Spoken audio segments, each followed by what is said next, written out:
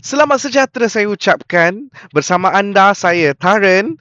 Pernah tak anda terfikir, kenapa orang muda zaman sekarang macam makin lambat nak kahwin? Selamat datang ke penerangan kita hari ini. Kita takkan sembah kosong. Kita nak rungkai realiti sebenar belia bandar, khususnya di Pulau Pinang, yang kini sedang mengubah definisi institusi perkahwinan secara radikal.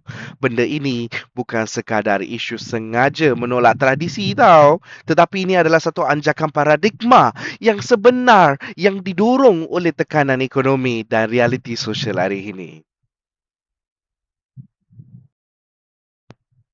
Okey, jom kita tengok peta laluan kita sekejap.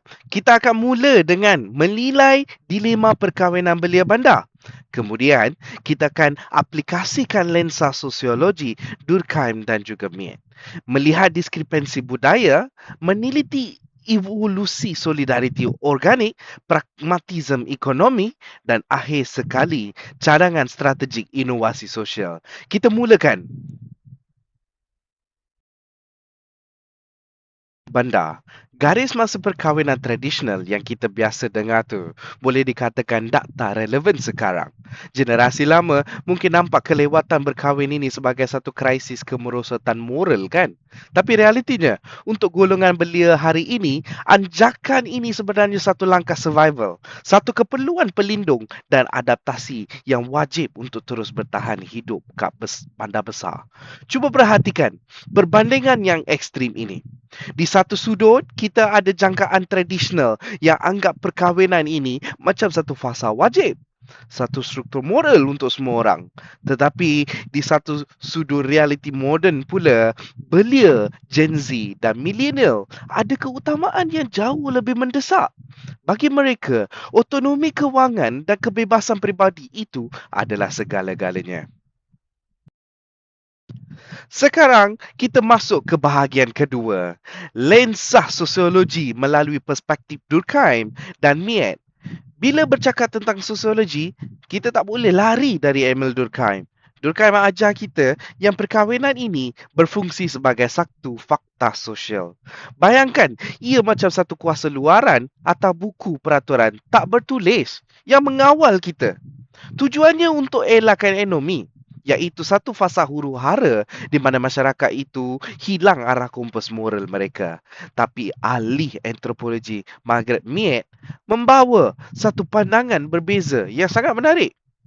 Beliau memperkenalkan konsep kelenturan institusi. Maksudnya, institusi macam keluarga ni sebenarnya tak statik. Ia anjal. Struktur keluarga ini akan sentiasa berubah, melentur dan menyesuaikan diri secara semula jadi dengan tekanan ekonomi pada zaman tersebut.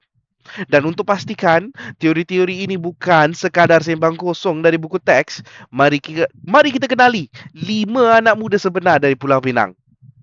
Data etnografi mereka lah yang menjadi nadi kepada analisis kita hari ini. Mereka semua berdepan secara langsung dengan pertembungan budaya dan kos sara hidup yang tinggi kat bandar pesan. Sebagai contoh, jom dengar pandangan Amal. Secara tak langsung, Amal sebenarnya memvalidasi teori Durkheim tadi. Bagi Amal, struktur keluarga tradisional ini sangat penting sebagai pelindung moral untuk menghalang maksiat. Jelas nampak kat sini macam mana fakta sosial yang diterapkan oleh keluarganya masih kuat mengawal keputusan peribadinya. Seterusnya, bahagian ketiga, diskrepensi budaya dan realiti digital. Bila kita masuk ke alam digital moden ini, tekanan jadi luar biasa.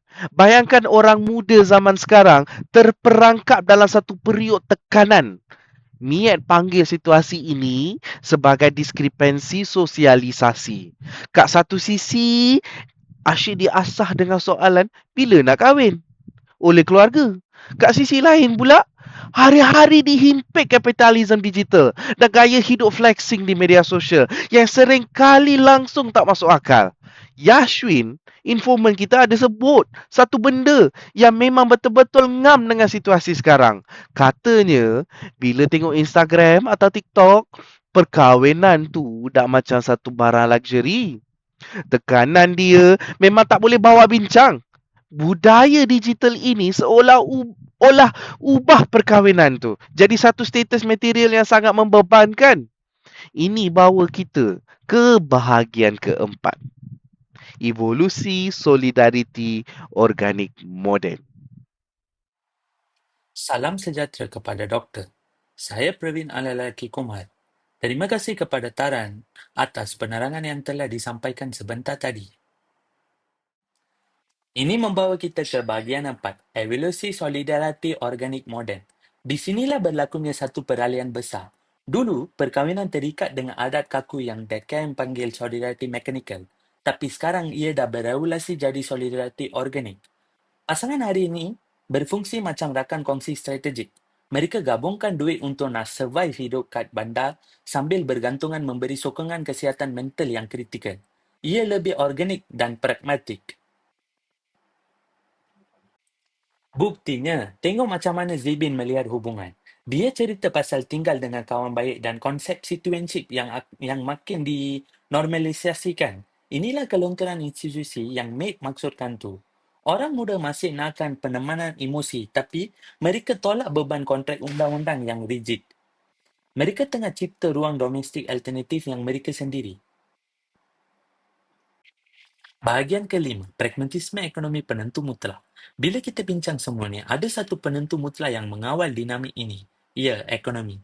Cuba tengok garis masa kehidupan baru ini. Fasa habis belajar terus kahwin tu dah hampir pupus. Sekarang ada penundaan sengaja selama 5 ke 10 tahun. Tujuannya satu je, fokus 100% pada bina kekayaan ekstrim supaya kewangan betul-betul stabil. Biar saya kongsi satu fakta yang penting. 100% informan kita letakkan sasaran tangguh kahwin ini. Jadi, jelas yang belia kita langsung tak menolak institusi perkahwinan. Mereka cuma jadi sangat strategik. Bagi mereka, perkahwinan tanpa kestabilan wang yang mutlak tu hanyalah satu tempahan tiket ke arah kerapuan rumah tangga. Dan yang terakhir, bahagian keenam, cadangan strategik inovasi sosial.